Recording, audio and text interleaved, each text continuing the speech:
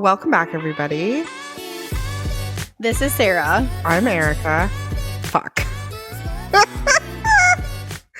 And we are Living Understaffed, the podcast about not having enough hands or hours and when your best just isn't very good. How have you been understaffed? Girl. Well, first of all, I already know today's episode is going to be slightly triggering, so also fuck you. Second of all, not so much understaffed. So I'm building a database. I've been working on building this database for work, and I haven't touched it in a few months because life, because I'm understaffed, because dating, because whatever. Like family stuff, travel, I haven't touched it, and work has been really crazy. So now we've got a little bit of downtime. Right now, we only have 2 students coming in for one class, and it's like, all right, this is my time to shine. I also am preemptively packing and condensing things down for a potential job offer coming in, and I'm manifesting the shit out of it. So this weekend, I went through my entire garage, all of the totes that I own, and I condensed a bunch of them down. I took out 2 garbage bags full of shit and threw it away. The whole back of my car right now is loaded down with things to drop off for donation. And I condensed everything down. I emptied out 4 big ass totes. So I'm like, hell yeah, And I'm mostly doing it just because I found a whole tote completely full of photos that I have to scan in because I don't want to just carry around a tote of photos for the next 30 some years trying to find a place for them all while I'm in the process of downsizing. Come on. So I did scan in probably 300 photos this weekend into my forever thing. So I'm kind of pumped about that. That just feels like a great accomplishment. And then I went to work on a day that was not a normal work day that I'm not supposed to. And I worked on the database for a solid 5 straight hours. And it was amazing. And it only reignited my love of building databases. Anyway, how have you been? Understaffed, but in a good way. So I think Thursday was the last day I didn't have anything other than work going on because we recorded last Friday and I didn't get done until late, 8:30 or something. And then I went to bed and I woke up the next day and I woke up at 8 and I just got up, took a shower and drove straight to Charlotte so I could see my friend, and then spent the night in Charlotte, came back, was late for recording and I was exhausted. So I rescheduled to tonight. And then I had an appointment, I had 2 appointments after work. So, and then my nail lady was like, hey, can you come in a little bit early? And I was like, absolutely.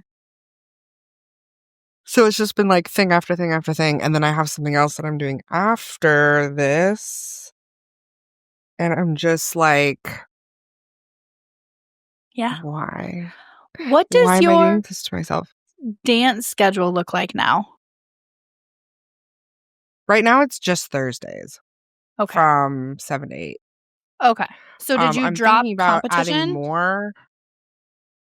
So the dance studio that I was dancing at stopped doing adult classes altogether because they just didn't have enough people. There weren't a ton anyway, and then a few people dropped out just because life. And it was just me and one other person, and they're like, yeah, it's not cost effective. So. I got you. So, which kind of sucks, but whatever. So it'll be one day, and I thought about, because it's me, I thought about being there are 2 dance studios, so why don't I just take classes, both all of the adult classes? So I'll be doing team and contemporary at one studio, and then ballet and tap at another studio, and then I'll be back to doing it 4 nights a week, plus recording, plus working, plus dating, plus all of that stuff. And I'm like, are you about to make have you learned an adult decision to not fill your plate? Wild. Why? Well, hold on. I'm gonna not do it until after you come and visit because I want to I have time appreciate with you. you, I appreciate and you then very I'll much. see. Okay. Good to know. Yeah, that's so We'll funny. see. Yeah, I I'm the am worst. wildly excited about visiting. Wildly excited. Also, like, the amount of me that wants to just, like, jam pack a bunch of shit into the weekend to just spend time with you and, like, hang out and go do these things. But also we need to record. So, like, we need to make sure that we have at least one Yes. session together in the same room. Mhm. Like, after recording tonight, I'm half packing my car with just the podcast equipment because I know we're not recording until I get Mhm. there. So, like, I have these, Yeah. like, plans. But yeah, we're gonna have to we're gonna have to find time to at least record one episode while we're in the same fucking room. Because this will be Yes. for those of you that are, new listeners, we have not recorded in the same room. We actually haven't been in the same room since we started this podcast, and we've been friends for a few years. Yeah. So, like, Yes. this is very much needed on like a self-care friend therapy type of thing. But Yes. also this will be the first time we record in person together, and then the next time that we're together is the Casey Bookbeat Lit and Libation show. So, and that's I'm so in May excited for in that. Kansas City. God, I'm so excited. Like, ugh. And on the selfish note, like me moving to another state, I also have to make sure that they know that that weekend is untouchable. Like, don't care Yeah. about anything going on work-wise. I am not working that whole weekend, hoping for like a 4-day. Hoping. Yeah. Because if I move to Georgia, that means that you and I will probably drive to St. Louis the same day and get to St. Louis at the same time. And then the same thing, we'll drive to Kansas City, we'll do the show, drive back to St. Louis, and then home. Like, it's going to be a quick weekend, a quick ticket. And what we could do, if we're smart about this, we could maybe meet up. Like, let's say if we drive, right? You could come to Augusta and then I'll drive Mhm. the whole way in one vehicle. That way we're not spending gas in two cars. And then when we come back, then all you'll have to do is drive from Augusta back home. Talk about something we all cherish, our memories. Whether it's old family photos, home videos, or those special moments that define our lives, they deserve more than a shoebox or a cluttered cloud drive. That's where Forever comes in. Forever is your permanent digital home for preserving, organizing, sharing your most treasured memories without ads, without data mining, and with a guarantee for generations to come. There's a need to digitize old photos and home movies that have been stuck on that VHS. Forever makes it easy. Do you want secure private cloud storage? You pay once and you own it for a lifetime plus 100 years. If you love creating custom photo books, I definitely do. Gifts, coffee cups, blankets, keepsakes. Forever has the options that you'll love. If you want the best deals, join Forever Club. Not only do you get nearly 5% off everything, but you also earn free storage every 3 months and get access to exclusive calls with the Forever founder. So your memories deserve more than just a temporary fix or a thumb drive that we've lost. Or, I've even worked with a couple people that their external hard drives have all of a sudden stopped working. So let's try to avoid that. You deserve Forever. And the link is in the show notes, and we'll link it to this video as well. Good luck out there. Let me know if you have any questions.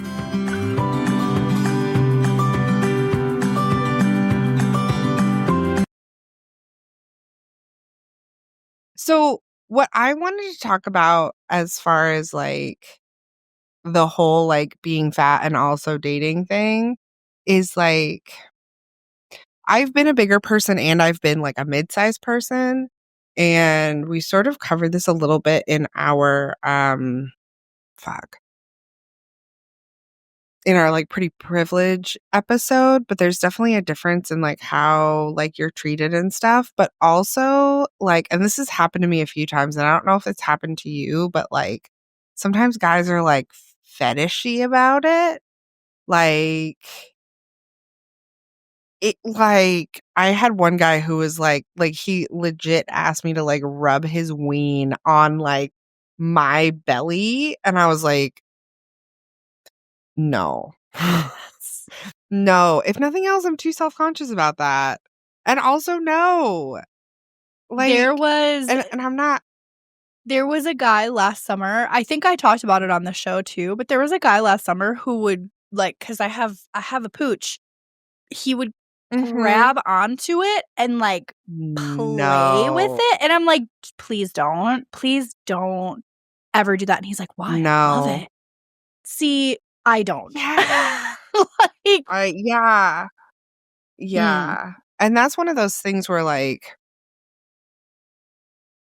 I've done a lot of work. We've both done a lot of work of, like, finding first of all, finding the happy medium between, like, being healthy, like, actually being healthy, like, mentally healthy, mentally healthy as far as weight goes, mostly. That's that's a leap, but okay. But yeah, yeah, the mental, like, And not then just I hear what for me, I hear what you're saying as far as, like, the acceptance of it. I'm never gonna be a size 6, mhm, let alone a size 8. yes. Like, there's no Mhm, mm-mm, and I'm okay with that. I am okay with that. But if you had asked me that question 5 years mhm. ago, I would have been like, "I must be a size 6, I must." No, it's honey. Yeah, And it's not yeah. necessarily like it's not necessarily an unreachable goal, but in order for me to do that in a healthy manner and do it where it's not I'm not sick, I'm not on medication, which medication's just fine if that's what people are using. But also, like, if I'm Mhm, doing things on my own, like, I want it to be, like, a pure, delicious effort the way that my weight loss journey has been, and it's been a lot of work and it's been mhm. fluctuations the way that it has been my whole life. So, like, I hear what you're saying where it's like the acceptance versus fighting it and fighting that nature and current society of needing that pressure of being as skinny as possible. So, yes, the mental health side of it is also important Yeah, and then, the actually being healthy, like eating vegetables and and not the Kit like, Kats for dinner. protein.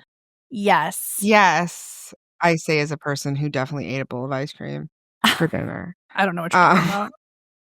Do I have it on the uh recording? Yes. But it's Sorry. it's stuff like that that it's like people there was a lot I feel like there was a period where it was all or nothing. Like, you're either fat and you're totally fine with it, or you're somebody who is participating in diet culture, and Mhm. that I think is hard for each person to, like, navigate that, especially a woman, like, because they're like, personally, I'm if a woman is, like, in a larger body and she is not making any, um or anybody really, they're not making any, like, effort, I say effort in quotes, Mm. to or, like, visible effort, I should say, to lose weight or eat more vegetables or whatever. That's also fine. Like, there's always so much going on, and I'm not never gonna be like, "Oh, well, that person isn't healthy," for the same reason that, there's this whole, like, oh, like, glorifying bigger people and stuff that people were, like, sort of criticizing Lizzo about, and it's like, but people don't do that shit about smoking. Like, I smoked for years. No one said a Mhm. fucking thing to me about how it wasn't healthy. Like, they did, like, Mhm. "Oh, smoking's bad for you," but not in the same way that they No. used me being a bigger person, and I'm saying being a bigger person to not like, I will call myself fat. I'm not gonna call another person fat because it is incredibly triggering. Uh, Yeah. but, um, it's not used in the same way. Yes. So, it's not used the same way, like, people are like, "Oh" they use it to justify being an asshole. Like, "Oh, I'm just" worried about your health. No, you're being a dick. Correct. And I do think it's much better. I think it is like just like the amount of clothes that are available for somebody who's over like a size 14 did Mm. not exist. Because Mhm. when I was in high school, I was a size 12. I was a size 12, and it was so hard for me to find clothes that fit. Yeah. Yeah, Like, I was similar. And excuse me? yeah, and Yeah. it even, like, moving overseas and going to Europe, and I was 150 pounds heavier, the amount of looks that people would give me, and even some of the people that would make comments about, "Oh, she's American." First of all, dickhead, like, fuck you, actually. Um, but we talked about this on a previous episode too, how, like, it's an abomination that plus size boots, like knee-high boots, aren't easier to find, Yes. or you can find them, but they're twice as expensive as a normal person size pair of boots. Like, it's fucking infuriating. It's infuriating. And Yeah, I've been curvy my yeah. whole life. Like, come on. It's got to get Mhm. better out there somewhere. And yes, and I also, and this could very well all be in my head, but, like, there is something different about being tall and fat at the same time, It's because not in then your you're head. just a giant, and it's fucking awful. I hate it so much, and I'm much less self-conscious than I was, and I think a lot of it is also, like, confidence, and I am more confident in who I am, and I don't really care.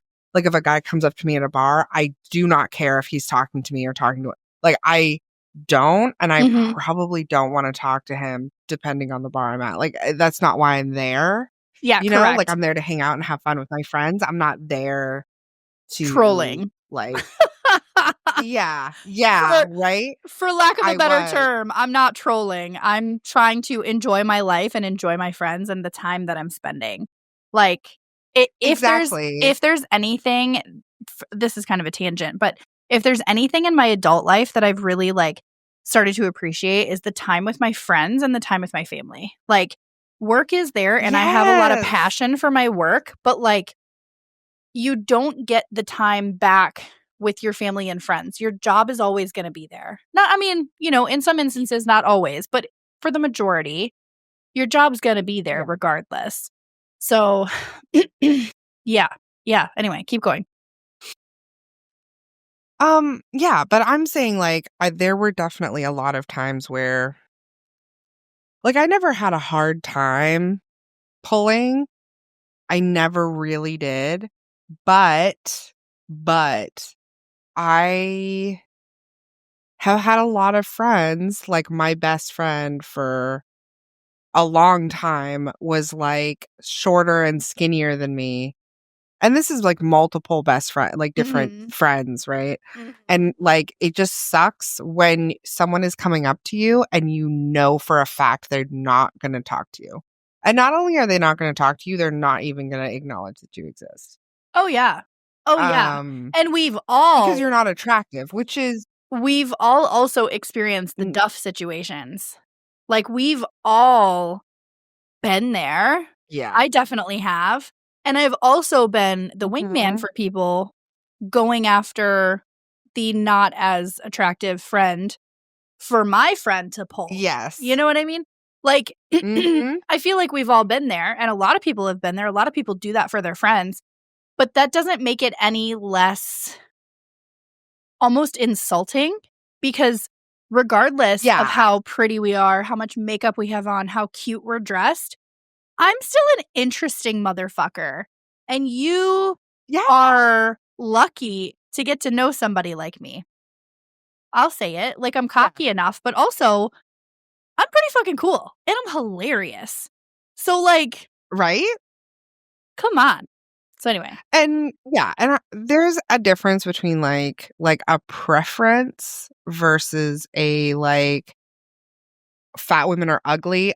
Saying it like Mm, it's objective versus I prefer women who are smaller, which I do think is like a standard of beauty thing, but, like, yeah. that's less of a shitty thing. Not everyone's gonna do that work, right? Um I definitely have standards for men that I find physically attractive that Yeah. I for sure. So I'm not, that is not like a high horse thing, but like there's a really big difference between um like this is the type of woman that I find the most attractive and keeping that shit to yourself Mm. versus all fat women are ugly or all women should only be this weight or whatever. And can we talk about that? They're always like, oh, no women over 130 pounds. They clearly don't know how much that is. No. That is a child. No, because that's all that they can bench. That's all. Like, all right, fuck off, actually. I need a tangent. I need okay. Mhm. So there's a guy who's in one of our engineer captain's career course, American, and he's like the class Mhm. S6 because our S6 sucks balls, and I'm like the IMO S6. So Mhm. he actually heard down the grapevine that I work on all of the IMO computers. So he and this is like sexy. He came to me and was like, "Show me all your ways, Yoda." And I was like, "Of course I will help you. Of course I will." Because also, the more that I help the S6 in the class, the less I have to help the students. So, like, let's go. Yes. Right? So, he was actually like, and this is a little insulting. So, this guy, sexy, came to me and was like, "Teach me your ways." Of course. And will I be humble about it? No. No. So So he was actually doing a good job that he was going through like the configuration manager and manually pulling updates and stuff to try to see if there's anything going on. I taught him a third like trifecta trick on top of the command prompts to like pull some of that stuff. And so we had a really good like 45-minute conversation of like, this is what's happening with odds. This is the Windows 11. Oh, by the way, imaging services are down, blah blah blah blah blah. Like it was a really great conversation. So since then, he's an ECCC student, so he's also studying, right? Like he's also participating in the class. And so now he knows where my Mhm. office is. He sees me all the time. He comes over and like talks. And Okay. anyway, he appeals to my ego in a sense of like he comes and asks for help rather than just assuming. And I'm like, So nice. it is nice. Anyway, I'll shut up. That happened today. I needed to vent. No, for sure.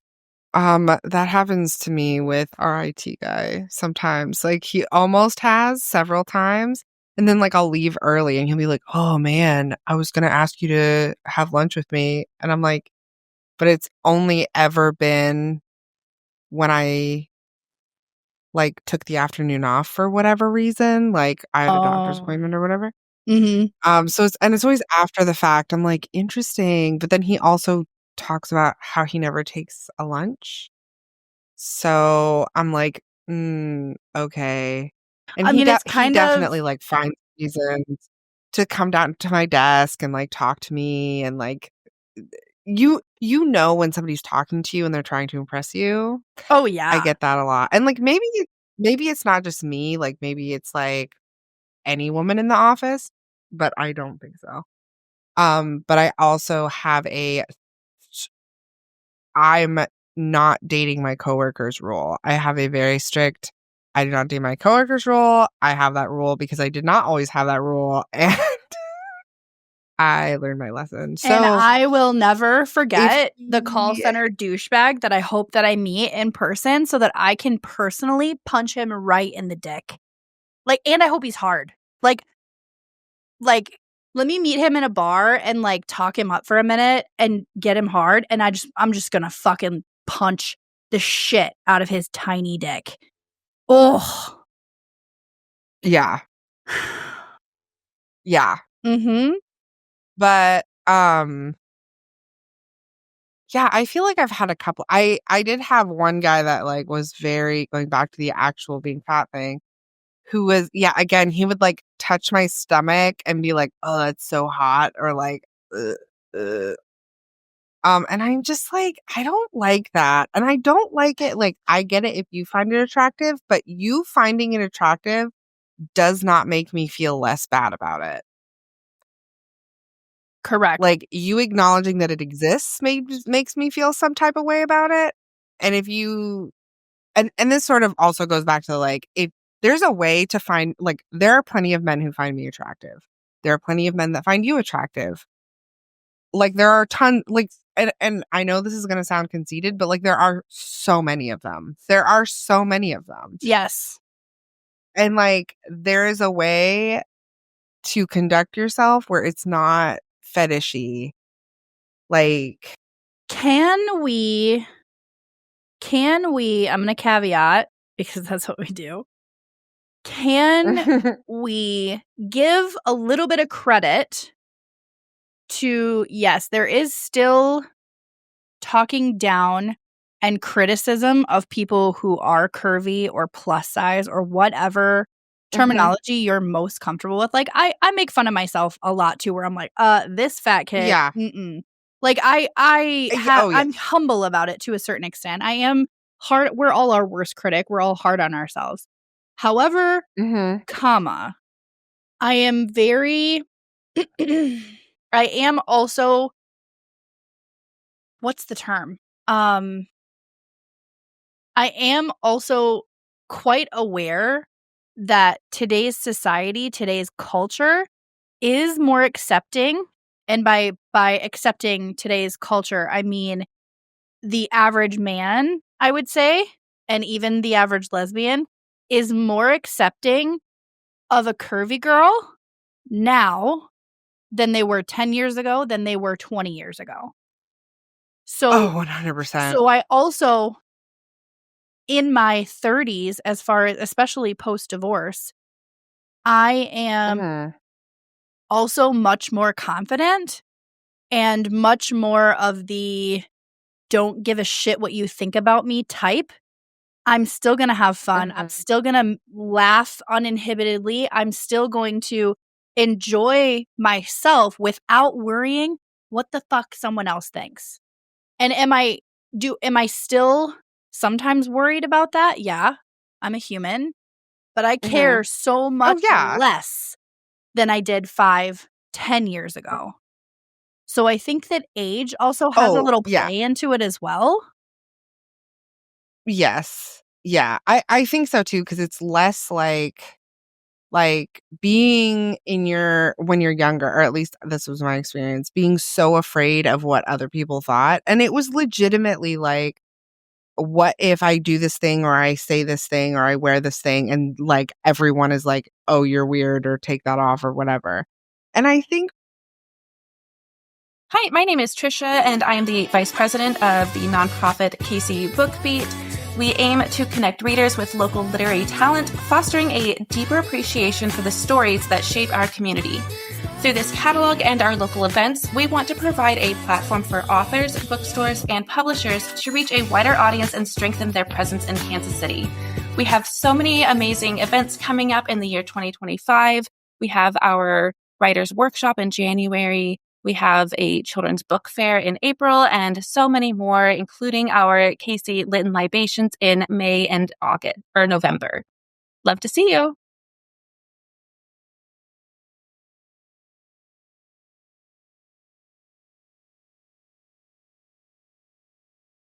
So one thing that I looked up for this episode was the 37% rule. It's sort of, and I had to read a little bit about it because I was like, what the fuck is that? It literally says algorithms to live by. And I was like, hold on. So what it says, the 37% rule states that in order to have a 37% chance of choosing the best option in a pool of candidates, you need to study or go over 37% of the options without commitment, and afterwards leap and choose whoever surpasses the established benchmark. If applied to partner selection, the 37% rule says that if you want to marry the best candidate in the world, you would need to date without commitment 37% of the candidates. Afterwards, you would have to leap and choose whoever seems good enough after collecting data and experience. As you might be thinking, this is completely unrealistic.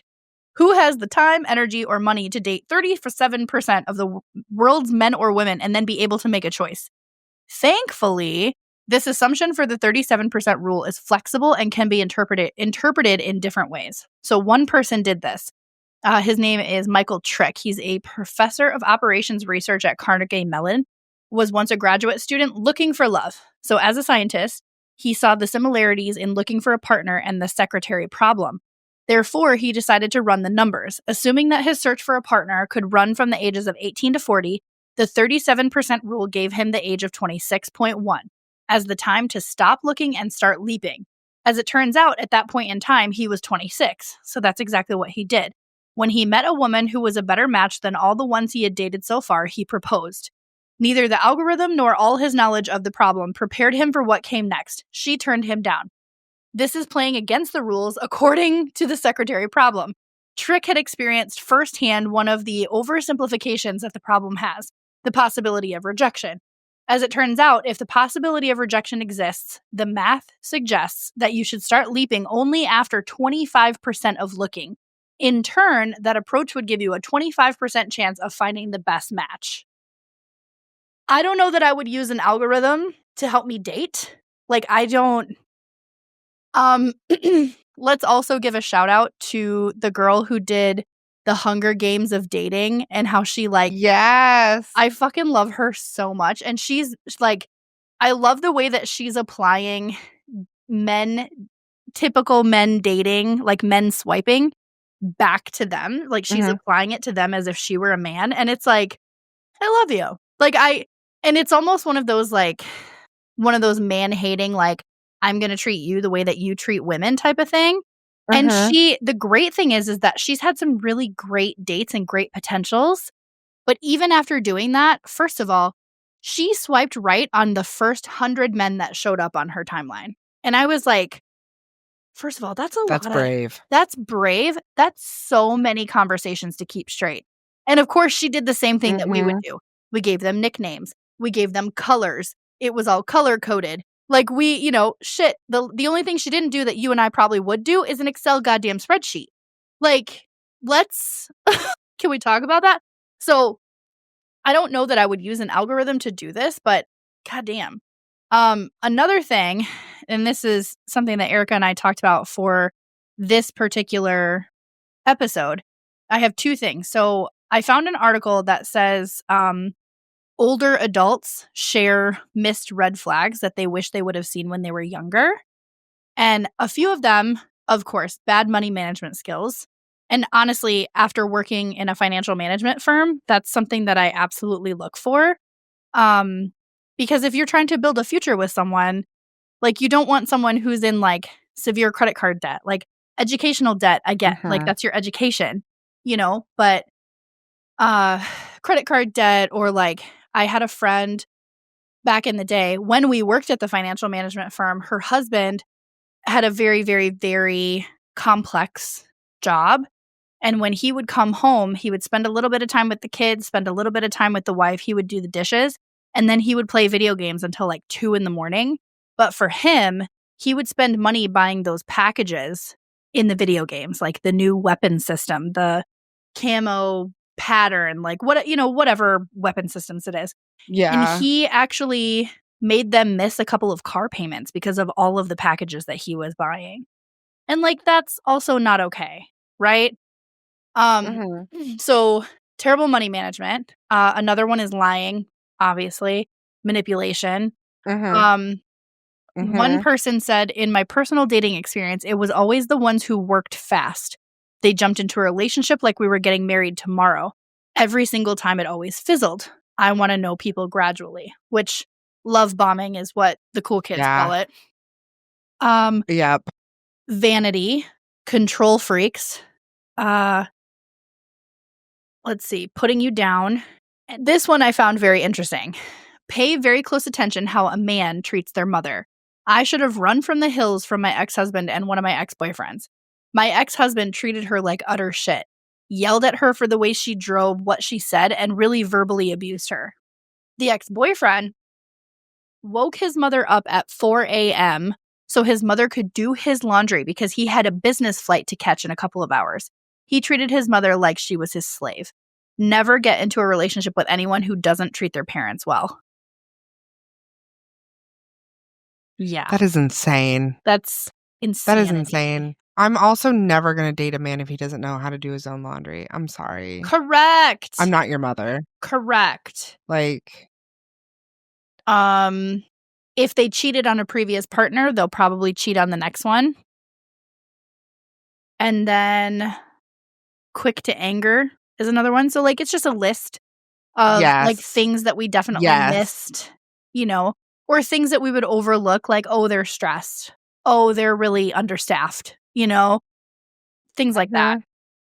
This last thing that I found Yeah. is, are you dating someone who's emotionally mature? And there's 4 signs, according to this article, there's 4 signs that you've met someone who's ready to date. Let me see. 1, 2, 3. Where the hell is it? You think they would give you a list when they say 4 things, but there's 5 things listed. Right. Okay. Emotionally mature people know what they're looking for in a dating relationship. I agree with that. Like, I 100% agree with that. What is the goal of this situation? Yeah. Yeah. And not necessarily that, like, every person that I'm looking at I want to marry. That's not the goal. But, like, yeah, finding someone to spend my time with that's worth my time, that's a big deal. Like, for me to carve out time in my busy-ass, understaffed schedule, that's a huge deal to me. The next one is emotionally mature people are not allergic to feelings, whether yours or theirs. So, like, obviously, that's nice. Someone you can lean on, but someone that also they feel trusting of you to lean on you too. Emotionally mature people are open to investing in their partners. So, does that mean a committed relationship? Does that mean monetarily? Does that mean time? For me, time is a big deal. Quality time is a big deal. So, yeah. Yeah. Or, yeah, time and effort for me effort are what does it. Like, yeah.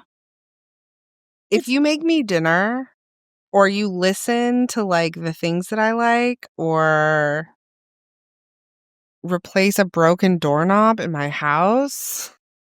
Hottest thing on the planet. Hottest. Hot. So hot. Another item listed here is emotionally mature people expect mutuality and don't settle for less, which I love that because if I had the same standards for a man that I do at 25, I would punch myself in the face. Like, oh, that is not any effort is literally the hottest thing that a man can bring to my table, right?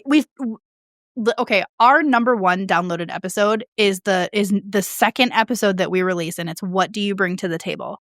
And the number 1 thing that you and I both have in common is that our tables are fucking full.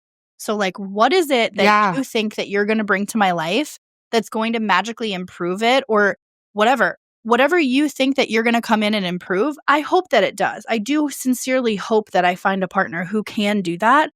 But at the end of the day, I have to make room on my table for you.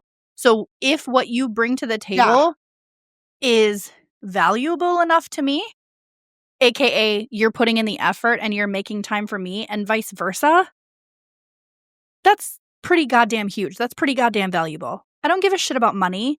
I don't give a shit about that stuff. Like, it's nice, but also, and Erika and I have talked about this on the show before too. If you are in a bind, if you're in a specific, we'll say financial situation, but you ask me to like have a cup of coffee with you, if you make a K-cup at home and bring the cup of coffee to go with us wherever the fuck we're going, that's still effort, and you didn't have to spend $8 at Starbucks. It's effort. Like, it's effort. Yeah. The last thing on this list is we deserve someone who puts us at ease. And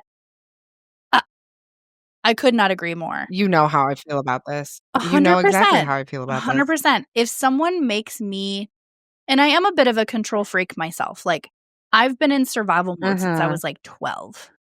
So if Yeah. someone makes me comfortable enough that I don't feel like I have to be in survival mode, thank you.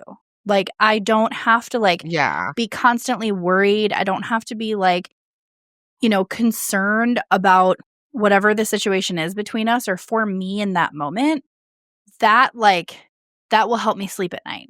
That will help me not have so much anxiety. Not that I really put a whole lot of stock into another person as responsible for my anxiety, but it would help me No, lower that but level a little bit. yeah, it's like when people talk about meditation, it's like having that hour or 20 minutes or whatever when you're with that person or talking with that person where you're not on and cortisol is up here. Just You're free flowing. relaxed. Yes. Yeah. And that is so just knowing that because we both spend so much of our life not and not in a bad way, but just the type of people that we are, the type of like um professions that we're in, and the fact that we're single. If something if we don't do it, it's not going to get done in Yes. most aspects of our life. So when you can be with somebody, and even if it's just oh my God, I'm so hungry, and they're like, I got you. A home cooked meal you don't have to make, or oh fuck, I'm so tired, and they bring you a glass of water or something, not having to always be the one to take care of everything, even if it's just something really small. To me, that I'm just always so incredibly thankful. Yeah. I was recently dating someone who spent time at my house, and I was super apologetic, but I'm understaffed. I have a bunch of projects on my plate, and Erika, I was in the middle of making something for you to bring this weekend, and so I was like, I have to get this done before I go to Vegas, before I head to North Carolina to visit you, because I'm like, I don't want to just be working on it up until the last day that I leave. I want to make sure that I have a little bit of cushion time. And so he was super understanding that he was like, I just want to sit here and be with you in the same room and share the same space. You can work on whatever you need to work on, but I want to be here while you're doing it. I want to share the same space. And that could not have been more perfectly timed or worded, where I was like, thank you. I didn't feel the pressure of and I still felt a little bad, but he was very reassuring in a sense of I'm sorry that I have so much on my plate, but I had committed to this, and it's a project, and it's a gift that I want to give Erika. I have to work on it. And he was understanding of that. So putting my unsuredness, I don't know if that's a word, but putting, basically that insecurity of it's not that I don't want to spend time with you, but it's that I have commitments and I want to somehow be able to do both. And he allowed that. He allowed for both of those things to happen and was comfortable and fine with it. And it was okay, it's a really great feeling. That's a really nice feeling, where I have dated and or was married to someone who chastised me in the past for things like that. And I'm like, it's kind of a red flag now. And now Erika and I have both dated people recently that we have raised the bar for the people that we see, because we know that men are out there that have, X, Y, and Z qualities. And I'm not lowering my bar again below that. No. I know it's possible, So your whole camera just went whoop. It's because Daisy is backing that thing up because she's scratching her back. Okay, I'm gonna go into the outro because I'm seriously about to pass out. Oh yeah, totally fine. That's it for us, guys. Thank you so much for listening. We love every single one of you. We are so close to 1,000 downloads. We are 30 downloads away from 1,000 downloads. So if you guys could help us get over that milestone, I cannot tell you.